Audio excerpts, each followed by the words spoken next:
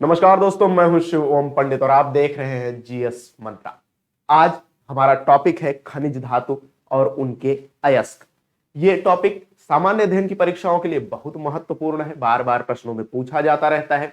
तो चलिए, वीडियो शुरू करने से पहले चैनल को कर लीजिएगा सब्सक्राइब, वीडियो को ठोक दीजिएगा लाइक और अंत तक देखिएगा इस छोटे से वीडियो को, क्योंकि इसको देखने के बाद, इसके कंटेंट्स को याद कर लेने के बाद आपके एक भी जीएस के क्वेश्चन गलत नहीं होने वाले जो इस टॉपिक से आएंगे। चलिए शुरू करते हैं हम धातु और खनिज से। सबसे पहले लेते हैं सोडियम को। सोडियम जिसका संकेत होता है Na, ठीक है। सोडियम के आपको रॉक सॉल्ट मिलेगा, सबसे ज्यादा इंपॉर्टेंट जो परीक्षाओं में पूछा जाता है रॉक सॉल्ट। फिर ट्रोना, चिली सॉल्ट पीटर खूब पूछा जाता है परीक्षाओं में, अयस्क, बोरिक्स और cryolite.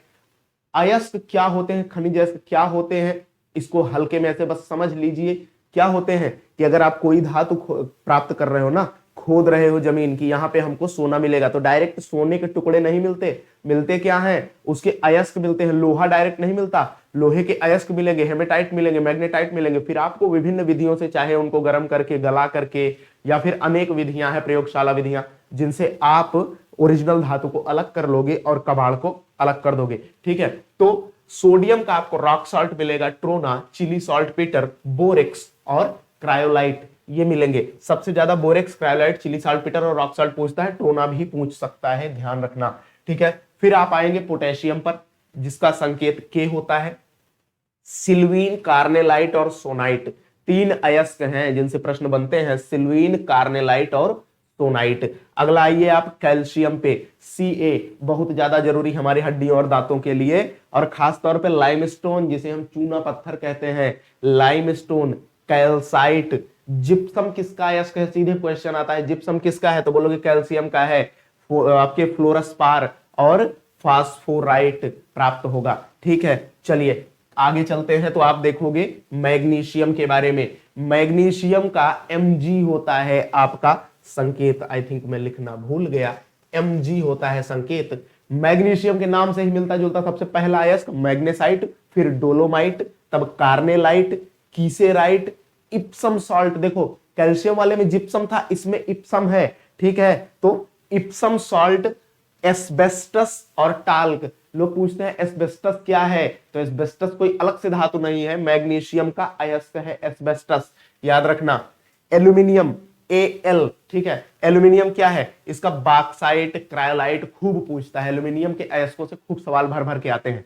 Bauxite, cryolite, corundum, diaspore और क्राओलिन, इसको भी नोट कर लीजिएगा या फिर स्क्रीनशॉट लेते चलिए। ठीक है, बॉक्साइट, क्रायोलाइट, कोरंडम, डायस्पोर और क्राओलिन, ये किसके अयस्क हैं, आपके एल्यूमिनियम के अयस्क हैं। ठीक, नेक्स्ट पर आएंगे लोहा।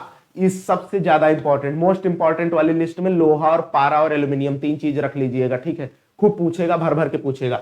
लोहे का तो दो टाइट जो है, हेमेटाइट और मैग्नेटाइट। ठीक है, ये दोनों टाइट जो है, ये बहुत टाइट है लोहा। ठीक, तो हेमेटाइट, मैग्नेटाइट, फिर लिमोनाइट, सिडेराइट, कैल्कोपाइराइट, आयरन पाइराइट।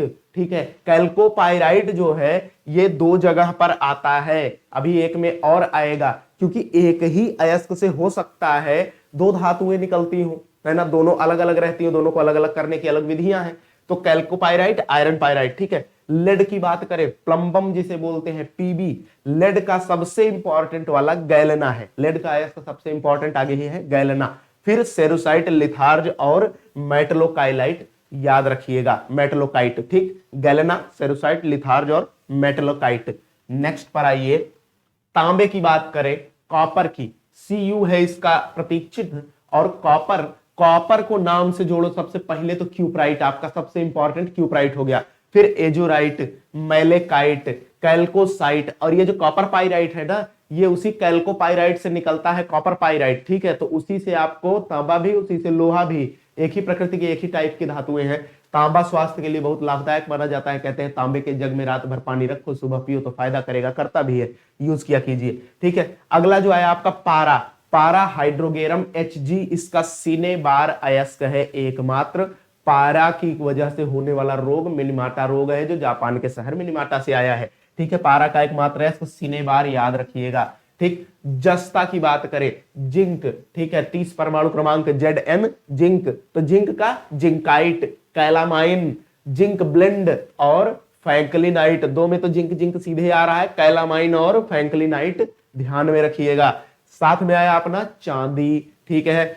चांदी जो हो गया अर्जेंटाइट, चांदी को अर्जेंटिनम बोलते हैं, सिल्वर को अर्जेंटिनम उसका आपका रासायनिक नाम है। तो अर्जेंटिनम का अर्जेंटाइट और हॉर्न सिल्वर हो गया। आपसे क्वेश्चन आए कि जर्मन सिल्वर में कितने प्रतिशत चांदी होती है, तो आप बोलोगे सर 0%, वो बेवकूफ बनाने वाली चांदी है, उसमें होता ही नहीं है। तो चांदी जो ओरिजिनल होती है अर्जेंटाइट और हॉर्न सिल्वर उसका होता है। साथ में आइए मैग्नीज, Mn, मैग्नीज की बात करें तो 3 होते हैं इसके, पायरोलुसाइट, मैग्नाइट और हास्मेनाइट। ये तीनों आपके मैग्नीज के खनिज अयस्क हो गए, है ना। तो इन खनिज अयस्कों से विभिन्न विधियों के द्वारा आपकी ओरिजिनल धातु को निकाल के प्राप्त कर लिया जाता है, बाकी को छोड़ दिया जाता है, ठीक है। किसी अन्य उपयोग में आ जाते हैं, ऐसा नहीं है कि नष्ट हो जाते हैं। तो इसी प्रकार की और भी जानकारी प्राप्त करने के लिए सब्सक्राइब कीजिएगा हमारा चैनल जीएस मंत्रा। जुड़े रहिए जीएस मंत्रा के साथ, आपको मिलती रहेगी बेहतरीन से बेहतरीन जानकारी। मिलेंगे किसी और वीडियो में किसी और जानकारी के साथ, तब तक पढ़ाई करते रहिए, तैयारी करते रहिए, देखते रहिए जीएस मंत्रा। जय हिंद, वंदे मातरम।